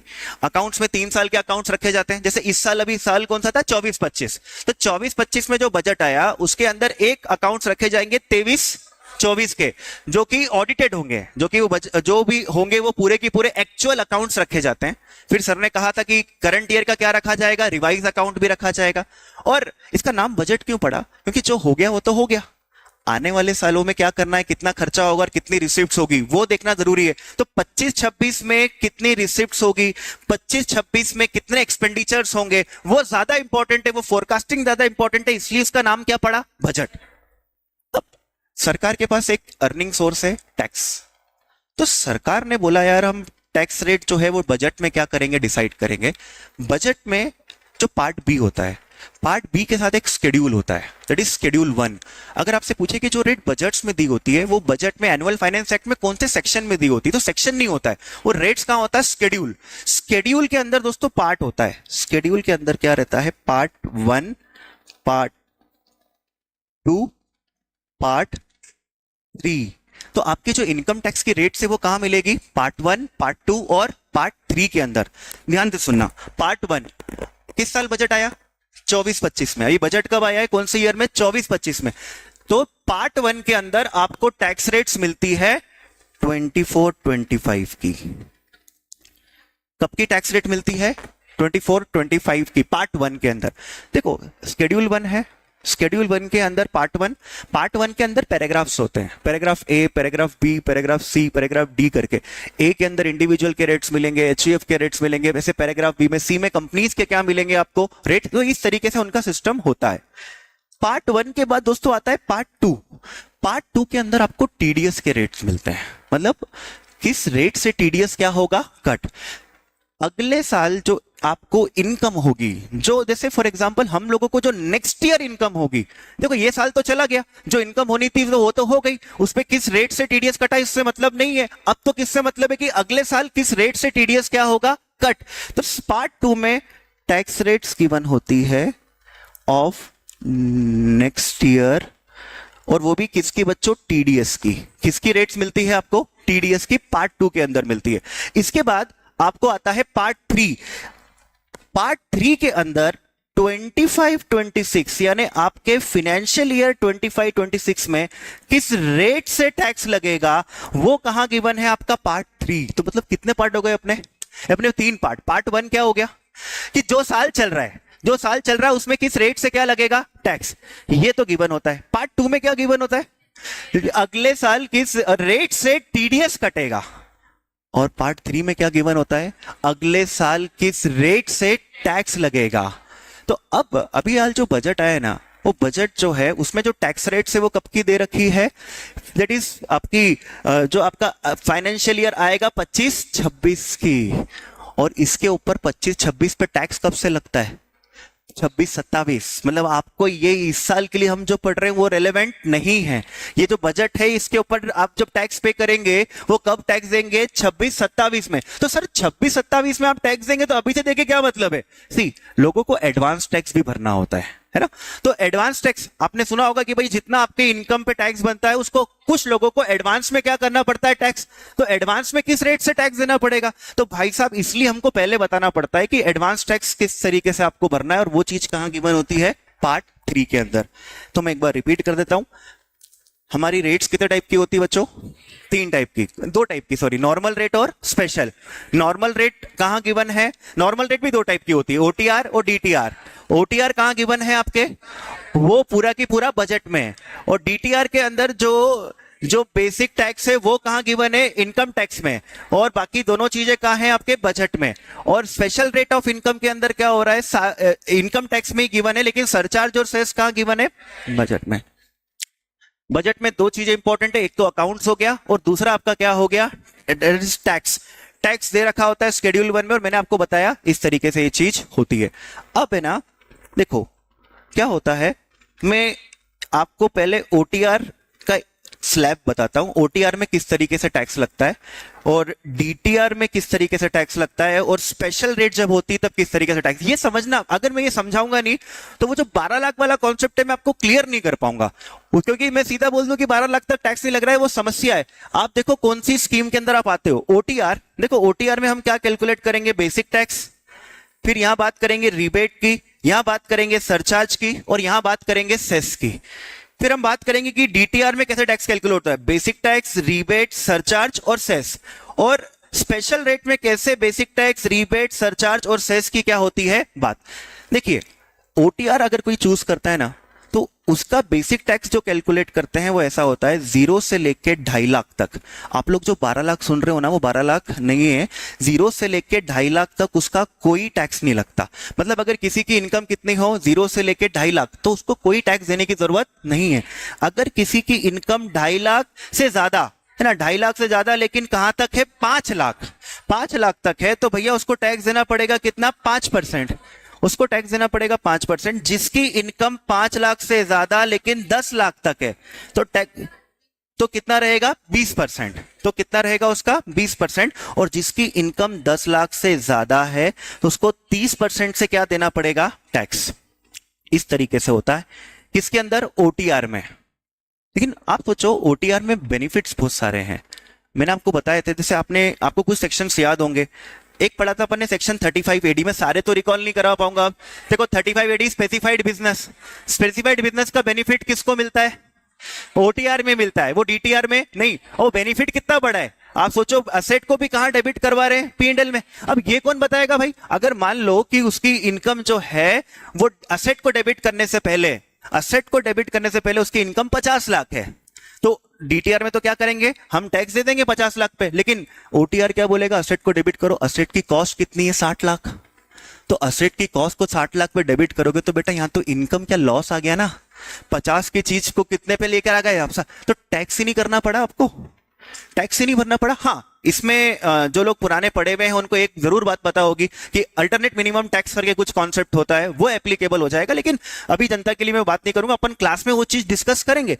तो ऐसा नहीं होता। ओटी 835 एडी 32 के अंदर मैंने आपको बताया था एडिशनल डेप्रिसिएशन, उसका बेनिफिट नहीं मिलेगा यार। मैन्युफैक्चरिंग करने वाले को, आपके पास कोई क्लाइंट आता है और वो मैन्युफैक्चरिंग का काम कर रहा है, उसको बोलते भाई डीटीआर कर ले, 12 लाख तक टैक्स नहीं देगा भाई, उसका देखो ना बेनिफिट कहां हो सकता है, 32 में हो सकता है। इसके बाद दोस्तों कोई सैलरीड एम्प्लॉई है और उसको अच्छा खासा एचआरए मिलता है, तो भाई एचआरए की एग्जम्पशन नहीं मिलती है। फिर हमने जो अलावेंसेस पढ़े थे, एग्जम्प्ट अलावेंस, वो चिल्ड्रन एजुकेशन अलावेंस, भला ही वो अमाउंट कम है लेकिन स्टिल उसका एग्जम्पशन का बेनिफिट नहीं मिलेगा। तो ये सारे, और सबसे इंपॉर्टेंट चीज बच्चों, डिडक्शन नहीं मिलती है। डिडक्शन सोचो ना, डिडक्शन कितनी थी, आपने 80C से लेके कहां तक डिडक्ट पड़ी है, 80U तक। भाई 80U के अंदर डिसेबिलिटी की क्या मिलती है, डिडक्शन। घर में किसी को कैंसर है तो स्पेसिफाइड डिसीज की क्या मिलती है, डिडक्शन, दैट इज 80DDB के अंदर। इसके बाद अगर हम बात करते हैं इंटरेस्ट ऑन एजुकेशन, लोन की डिडक्शन, डोनेशन देने की डिडक्शन, लाइफ इंश्योरेंस प्रीमियम भरा तो 80C में क्या मिलती है, डिडक्शन। मेडिकल प्रीमियम की 80D में कुछ भी नहीं मिल रहा है। अब मान लो कोई व्यक्ति है, भाई उसकी इनकम है 16 लाख, उसकी सैलरी कितनी है, 16 लाख। 16 लाख में से चलो मैं मानता हूं कि 50,000 तो मैंने क्या दे दी बच्चों उसको, स्टैंडर्ड डिडक्शन। अब वो बोलता है कि यार मैं तो LIC की प्रीमियम भरता हूं, तो साल में मुझे 1.5 लाख की डिडक्शन मिलना चाहिए थी, लेकिन डीटीआर में नहीं मिलेगी। घर में किसी को कैंसर है और उनकी एज से 60 या उससे ज्यादा है, तो भैया आपने पढ़ा होगा 80DDB के अंदर आपको 1 लाख तक की क्या मिल जाती है, डिडक्शन। फिर वो बोलता है कि साहब कोई डिसेबल है तो 1,25,000 की आपको क्या मिल जाती है, डिडक्शन। जिन बच्चों ने सेल्फ ऑक्यूपाइड प्रॉपर्टी का कैलकुलेशन सीख रखा है हाउस प्रॉपर्टी के अंदर, उसमें क्या था, सेल्फ ऑक्यूपाइड प्रॉपर्टी में कितना इंटरेस्ट माइनस कर सकते हैं, 2 लाख। तो मतलब आपकी इनकम तो 0 है लेकिन इंटरेस्ट माइनस करेंगे 2 लाख, तो 2 लाख क्या हो जाएगा, नेगेटिव। और बच्चों एक बात और याद रखो, 2 लाख तो यहां माइनस होते हैं, बचा कुचा कहां माइनस होता है, 80EE के अंदर। आज ही कुछ लोगों को तो आज ही पढ़ाया है ना, 80EE के अंदर हम कितना माइनस करते हैं, लाइक 1.5 लाख। तो यार अब सोचो, वो 2 लाख माइनस नहीं कर पाए, वो 1.5 लाख हम क्या नहीं कर पाए, एक्स्ट्रा माइनस नहीं कर पाए। तो सोचो, ये जरूरी थोड़ी है कि यार सबके लिए डीटीआर अच्छा है। जो लोग ये सब खर्चे नहीं कर रहे हैं, जो लाला की दुकान पे काम करते हैं, उनको कुछ कोई बेनिफिट्स नहीं मिल रहे हैं, उनको तो बस क्या मिलती है, सैलरी, बेसिक सैलरी मिल जाती है, कोई अलावेंस नहीं है, कुछ नहीं है, तो भाई उनके लिए तो क्या अच्छा है, डीटीआर अच्छा है। सोच के कि यार ये वाली स्कीम सिर्फ उन्हीं को दी जाए जिनको ये सारे सेक्शन का बेनिफिट नहीं होगा। अब डीटीआर में क्या होता है, डीटीआर में ये होता है कि 0 से लेके 3 लाख तक कोई टैक्स नहीं लगता। 0 से लेके 3 लाख तक कोई टैक्स नहीं लगता। 3 लाख से लेके 7 लाख तक, 3 लाख से लेके 7 लाख तक टैक्स रेट कितनी है, 5%। टैक्स रेट कितनी हो जाती है 5%। फिर 7 लाख से लेके 10 लाख तक जो टैक्स रेट हो जाती है वो हो जाती है आपकी 10%। फिर आपका जो 10 लाख से लेके 12 लाख है वहां हो जाता है आपका 15%। 12 लाख से लेके 15 लाख तक ये हो जाता है आपका 30%, सॉरी 20%। और 15 लाख के अबाव ये कितना होता है 30%। ये होता है बच्चे आपका 30%। अब सोचो अमेंडमेंट कहां आया, अमेंडमेंट्स यहां नहीं आए। अमेंडमेंट कहां आया है डीटीआर में। डीटीआर में सरकार ने बोला कि चलो हम एक फायदा देते हैं, हम ये फायदा देते हैं। यहां पे मैं बता देता हूं पहले रिबेट। देखो ओटीआर में रिबेट मिलती है 12,500 की। ओटीआर में जो रिबेट मिलती है वो कितने की मिलती है 12। अगर आपका 12,500 टैक्स बन रहा है तो सरकार 12,500 का टैक्स क्या कर देगी, माफ कर देगी। डीटीआर में रिबेट मिलती है 25,000 रुपए की। डीटीआर में जो रिबेट मिलती है वो कितने की है 25,000। मतलब सरकार 25,000 तक का टैक्स क्या कर देगी, माफ कर देगी। सरकार ने अब जो नई स्लैब लाए हैं, नया स्लैब दोस्तों ये रहा नया स्लैब।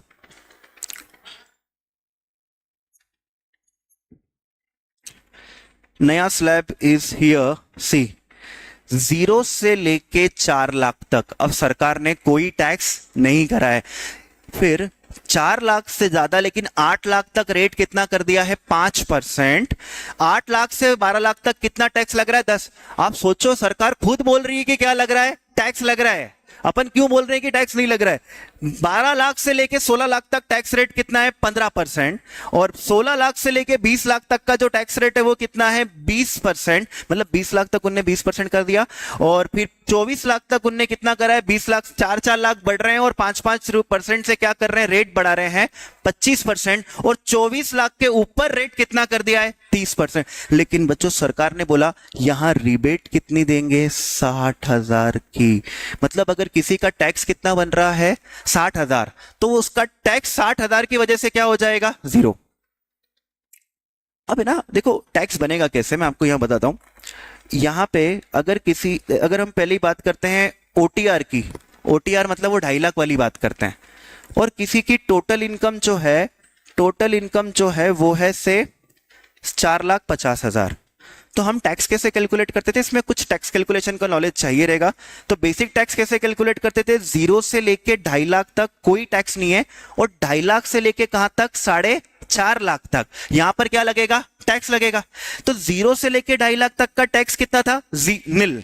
और 2.5 लाख से लेके 4.5 लाख तक का टैक्स कितना था 5%।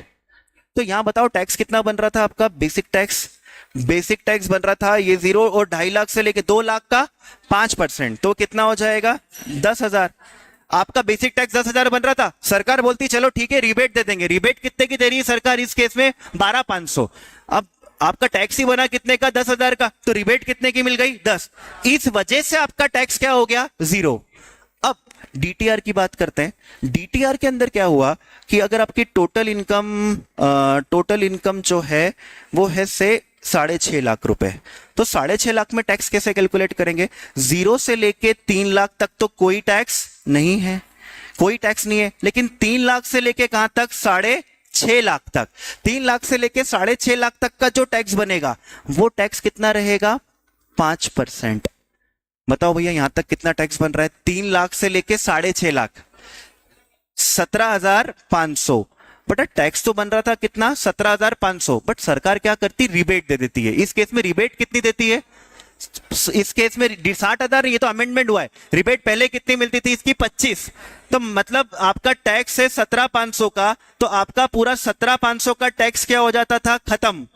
और आपको कोई टैक्स भरने की जरूरत नहीं थी बिकॉज ऑफ रिबेट। ये रिबेट भी मिलती है 87A की वजह से, एक सेक्शन है इनकम टैक्स का 87 है उसकी वजह से। और इसकी रिबेट भी कितने मिल रही है 87A की वजह से।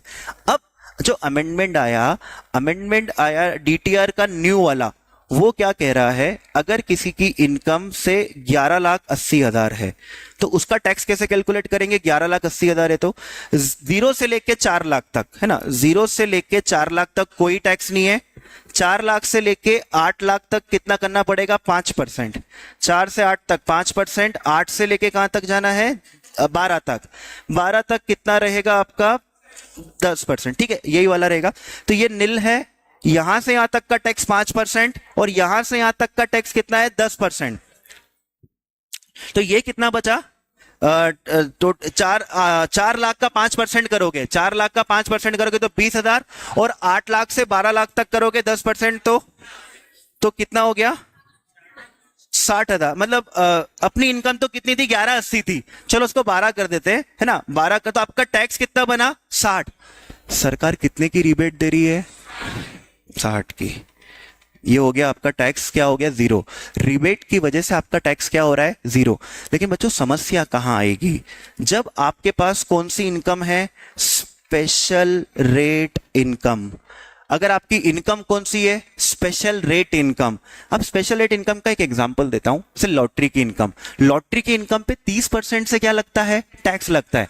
तो लॉटरी की इनकम पे 30% से टैक्स लग रहा है, और है ना उसमें स्लैब नहीं लगता। लॉटरी में क्या होता है? सीधा 30, जितनी इनकम है उस पे कितना टैक्स देना है? 30% देना है। से मान लो किसी की 10 लाख की लॉटरी लग गई, या कोई गेम शो से उसने या क्रिप्टोस वगैरह से कमा लिए कितने? 10 लाख रुपए, तो भैया 10 लाख के ऊपर कितना टैक्स लगेगा? बेसिक टैक्स सीधा 30%, तो कितना हो गया? 3 लाख। 3 लाख हो गया। अब बच्चों मुझे बताओ रिबेट कितनी मिलेगी? रिबेट कितनी है? सरकार अगर ऐसा बोलती 12 लाख तक कोई सी भी इनकम हो उस पर टैक्स नहीं लगेगा तो अलग बात थी। सरकार ने सिर्फ, आपने देखा होगा वहां पे वो सैलरीड एम्प्लॉय, बिजनेस इनकम, जो नॉर्मल इनकम अर्न कर रहे हैं ना उनको फायदा है। बाकी जिनके पास स्पेशल रेट ऑफ इनकम, तो sir special rate of income कौन कौन सी होती है भाई? एक तो आपकी लॉटरी इनकम बता दी, फिर एक होती है बच्चों शेयर मार्केट की इनकम। अगर शॉर्ट टर्म कैपिटल गेन है किसी का, short term capital gain STT paid है, तो उसके ऊपर 20% से क्या लगता है? टैक्स लगता है। तो अब मुझे बताओ किसी के पास एक ही इनकम है और वो है शॉर्ट टर्म कैपिटल गेन, और वो शॉर्ट टर्म कैपिटल गेन कितने का है? 10 लाख का। तो 10 लाख का कितना कर दो? 20%, तो कितना हो गया? 2 लाख। रिबेट कितने की मिलेगी? 60। तो टैक्स कितना भरना पड़ेगा? 140 का टैक्स तो लगेगा। इसके बाद सरचार्ज लगना है तो सरचार्ज लगेगा, सेस लगना हो तो। हाँ, रिबेट हमेशा मिलती है क्या? रिबेट सिर्फ रेसिडेंट इंडिविजुअल्स को मिलती है। रिबेट सिर्फ किसको मिलती है? लेकिन बच्चों प्रॉब्लम एक जगह और है। अगर किसी की इनकम 15 लाख है ना, नई वाली बात बता रहा हूं जो अमेंडमेंट होकर आया, पुराने में भी यही बात थी, अगर जैसे ही इनकम 12 लाख को क्रॉस करेगी वो रिबेट मिलना बंद हो जाएगी। तो जिसकी इनकम जैसे ही 13 लाख हो गई तो 13 लाख पे पूरा टैक्स भरना पड़ेगा। ऐसा कभी नहीं होगा कि 12 लाख तक टैक्स भरना ही नहीं है। मतलब 13 लाख होते से वो रिबेट मिलना खत्म, तो जो भी टैक्स बन रहा होगा 12 लाख तक का वो, और 13 लाख तक के, मतलब 12 से ज्यादा जो 13 हुआ उसके ऊपर जो भी टैक्स है वो पूरा टैक्स आपको पे करना है। वो एक, हाँ मतलब 12 लाख तक तो भरना है, 12 लाख का ही भरना पड़ेगा। देखो मैं ऐसा बताता हूं, इधर समझो। हाँ वो जो 60,000 अपन माइनस कर रहे थे वो 60,000 माइनस नहीं होगा, वो 60,000 माइनस नहीं होगा, पूरे 13 लाख पे क्या देना पड़ेगा? टैक्स। ये समस्या है, ये समस्या रहेगी। तो यही इसमें क्या है, एक तो ये लोग नया टैक्स लाने वाले, तो नया टैक्स लाने वाले तो ज्यादा अमेंडमेंट नहीं करे। उन्हें जो अमेंडमेंट्स किए हैं वो किस में किए हैं आपके? ये इस डीटीआर के इस वाले सेगमेंट में। सो ये बात मिथ है कि 12 लाख तक क्या नहीं लगेगा टैक्स। मेरा मेन मोटिव ये था। ये काफी कॉम्प्लेक्स टॉपिक होता है, कुछ जो नए बच्चे हैं उन लोगों को तो हम सबसे लास्ट में इनकम टैक्स मैंने तो पढ़ाया है, तो लास्ट में ही बताया, आप लोगों को तो मैंने डिस्कस अभी किया भी नहीं है। ये चीज होती है दोस्तों। और है ना एक बात और, जैसे और सेक्शंस होते हैं, long term capital gain STT paid करके जो लोग जानते हैं सेक्शन 112A, बेटा उसमें तो रिबेट बनती भी होगी तो भी रिबेट नहीं मिलती है, उसमें रिबेट ही नहीं मिलती। तो जहां स्पेशल रेट ऑफ इनकम आ गई वहां पे सारा खेल क्या हो जाएगा? खत्म। तो एक सरकार ने ये चेंज किया है ना। इसके बाद सरकार ने दोस्तों टीडीएस में काफी अच्छे चेंज किए हैं इस बार। तो टीडीएस के अंदर ये है कि एक इंटरेस्ट ऑन सिक्योरिटीज करके आपका सेक्शन होता था, सेक्शन 193। सेक्शन 193 के अंदर कोई लिमिट नहीं होती थी टीडीएस कट करने की। आपको मैंने बताया ना कि कौन टीडीएस काटेगा, कब काटेगा, किसका काटेगा, किस रेट से काटेगा। तो कब टीडीएस नहीं काटेंगे, कब टीडीएस कट नहीं करेंगे, उसकी लिमिट होती है। तो भैया उन्हें लिमिट को क्या किया है? इंक्रीज किया है। इंटरेस्ट ऑन सिक्योरिटी की लिमिट कितनी कर दी है? 10,000 कर दी है। फिर क्या होता है, बैंक से जो हमको ब्याज मिलता है ना, बैंक से जो ब्याज मिलता है सीनियर सिटीजन्स को और हम लोगों को जो ब्याज मिलता है उसके ऊपर टीडीएस कटता था। पहले ऐसा होता था कि भाई आप सीनियर सिटीजन हो और आपको बैंक से 50,000 रुपए तक का क्या मिल रहा है? ब्याज मिल रहा है, तो उसके ऊपर टीडीएस कट नहीं होता था। सरकार ने वो 50,000 से बढ़ाकर लिमिट कितनी कर दी सीनियर सिटीजन के लिए? 1 लाख। अगर कोई सीनियर सिटीजन है उसको 1 लाख तक का इंटरेस्ट मिलेगा तो उसके ऊपर टीडीएस कट नहीं होगा। और 40,000 बाकी लोगों के लिए जो सीनियर नहीं थे उन लोगों की टीडीएस लिमिट थी कि इतना ब्याज मिल जाएगा तो बैंक वाले टीडीएस नहीं कट करेंगे। अब वो लिमिट बढ़ाकर कितनी कर दी है? 50,000। ठीक है। और बैंक के अलावा कोई इंटरेस्ट देता था तो उसकी लिमिट कितनी है? 5,000। लेकिन वो लिमिट बढ़ाकर अब कितनी कर दी है? 10,000। डिविडेंड जब मिलता था तो टीडीएस कटता था, 5,000 तक डिविडेंड नहीं कटता था, 5,000 से ज्यादा पे टीडीएस कटता था। अब सरकार ने वो लिमिट बढ़ाकर कितनी कर दी है? 10,000। इसके बाद म्यूचुअल फंड से इनकम होती थी तो म्यूचुअल फंड से भी डिविडेंड मिलता था तो उसके ऊपर टीडीएस कट 5,000 तक नहीं होता था। सरकार ने वो लिमिट बढ़ाकर कितनी कर दी है? 10,000। इसके बाद लॉटरी, एक कंफ्यूजन था कि लॉटरी की इनकम पे जो टीडीएस कट होगा वो कैसे कट होगा, क्योंकि वो 10,000 तक टीडीएस कट नहीं होता। जैसे अगर आप ड्रीम 11 वगैरह पे ऊपर अर्निंग वगैरह कर रहे हो तो 10,000 तक का वो पेमेंट कर रहे हैं तो वो टीडीएस नहीं कट करते। पहले वो 10,000 लिमिट फाइनेंशियल ईयर की थी, अब वो 10,000 की लिमिट क्या कर दी है? पर ट्रांजैक्शन। जब भी आपको कोई कैजुअल इनकम, लॉटरी की इनकम, गैम्बलिंग की इनकम वगैरह होगी तो भाई 10,000 तक से ज्यादा हो गया तो टीडीएस कटेगा, 10,000 तक है तो फिर टीडीएस नहीं कटेगा। ये हर ट्रांजैक्शन को हम देखेंगे। इसके बाद insurance commission, insurance commission section 194D में आता था, इसके ऊपर 15,000 तक टीडीएस नहीं कटा था। अब जिसको इंश्योरेंस कमीशन मिल रहा है उसका 20,000 तक टीडीएस कट नहीं होगा। Suppose if you are an insurance agent and आपको कमीशन मिलता है 25,000 रुपए का तो टीडीएस कट होगा, पूरी अमाउंट पे कट होगा। अगर आपका 20,000 तक का मिलता है तो फिर टीडीएस कट नहीं होगा। इसके बाद ब्रोकरेज कमीशन, ब्रोकरेज कमीशन में टीडीएस का जो सेक्शन है वो 194H है। 15,000 तक मान टीडीएस कट नहीं होता था, अब वो लिमिट बढ़ाकर कितनी कर दी है? 20,000। सबसे बड़ा चेंज किया दोस्तों यहां पर, रेंट पे टीडीएस कटता था। अगर किसी इंसान को क्या मिल रहा है? रेंट, तो उस पे टीडीएस क्या होता था? कट होता था। वो रेंट का टीडीएस बढ़ाकर कितना कर दिया है? 50,000 रुपए पर मंथ, यानी 2,40,000 से सीधा जंप मार के कहां ले गए? 6 लाख।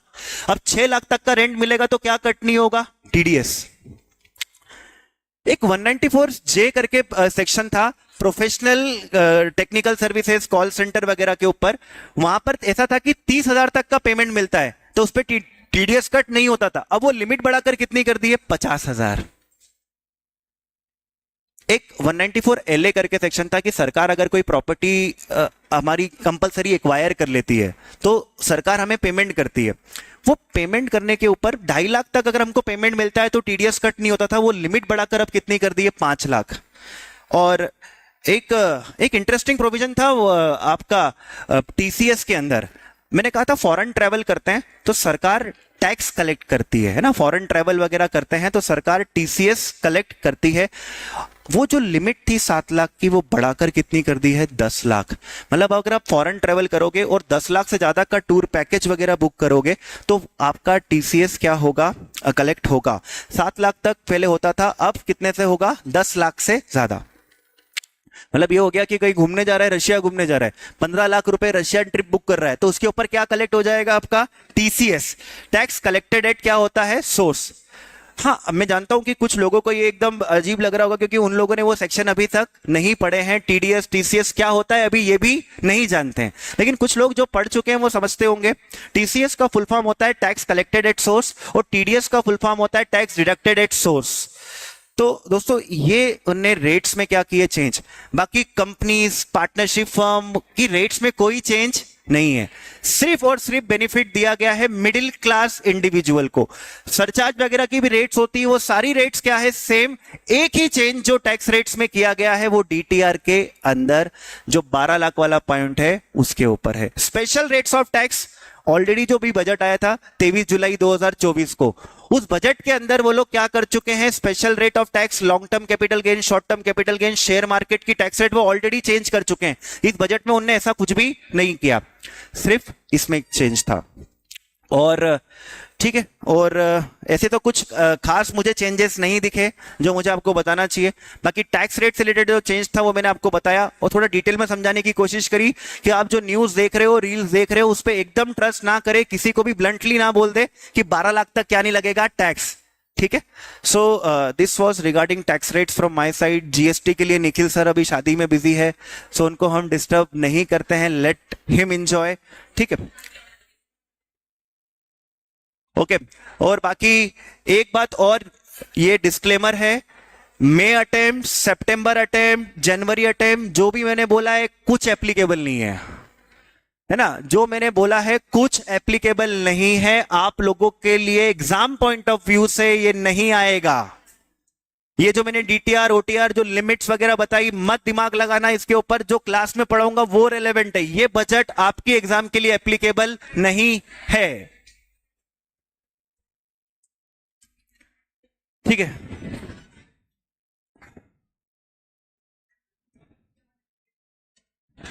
ठीक है बेटा, मिलते हैं फिर क्लास में कल।